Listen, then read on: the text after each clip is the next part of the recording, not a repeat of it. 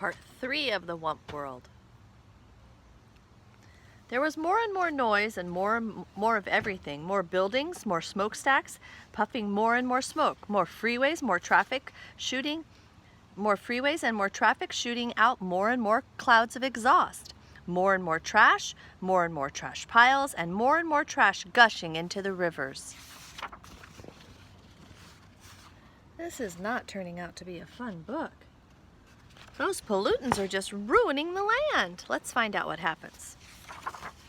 Pretty soon the cities were so clouded by the factory smoke and the fumes from the freeways, the pollutants could hardly breathe.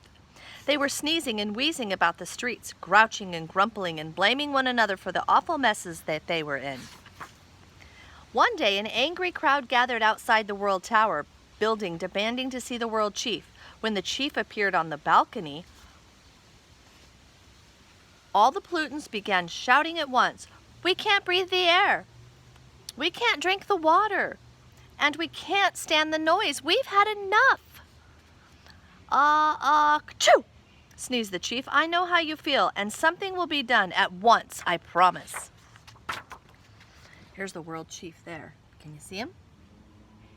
And here's the other page. Boy, the sky looks dark there. Not good. With no time to lose, the chief called for a meeting with his 3 top outer spacemen. "Gentlemen," he said, "this world of ours has gone sour. We've got to get out of here quick. But first we must find a new world, a better one. That's your job, men. So get going." "Righto," said Chief, barked the men. Within 15 minutes they were at the spaceport aboard their spaceships. Then caroosh and caroosh and caroosh.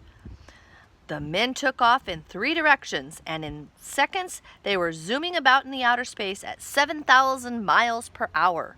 Well, that's fast. So here's the chief talking to them. And here are the spacecraft going far into the sky. Let's see what happens next. Days passed, and with no word from the outer spacemen, after waiting a week, the world chief flew into a range. "Blast it all," he bellowed. "What's keeping those blithering bubbly heads?" Then one Monday morning, out of the dark, smudgy sky swooshed one of the spacecrafts. As the ship touched down, the man hopped out shouting, "I've done it! I've done it! I found a new world, a bigger and better world." "Nice going, lad," cried the chief, and the crowd gathered at the spaceport and gave their hero one rousing cheer, which ended in a fit of sneezing. You see that? And that. You see that? There we go. Okay, time to turn the page. In no time, the great news went flashing around the world over radio and TV, warning all the pollutants to pack up and be ready to go within 24 hours. How long is 24 hours? 1 day. At dawn the next day, the entire pollutant population swarmed into the Space Center and crowded aboard the giant spaceships. Oh boy, they're cool looking. See that? Let's see. And then that. Wow. Those are pretty amazing. After double checking to make sure all pollutants were accounted for, the world chief gave the signal for blastoff. With a thunderous roar, the giant ships shot off the ground. Kazoom! Up and away through the smoke-blackened skies, and they were gone.